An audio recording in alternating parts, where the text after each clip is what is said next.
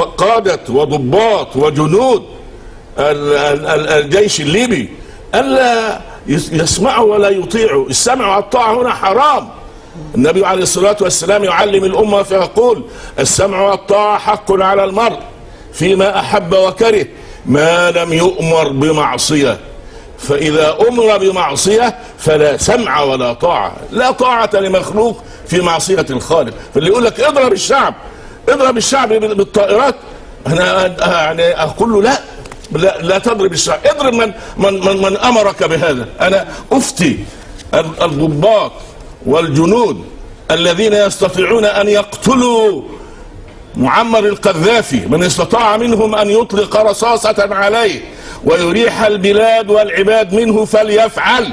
فهذا الرجل يريد أن يبيد الشعب، فأنا أحمي الشعب، أفتي من يستطيع منهم أن يطلق رصاصة ويريحنا من شره ويريح ليبيا وشعبها العظيم من شر هذا الرجل ومن خطره فليفعل.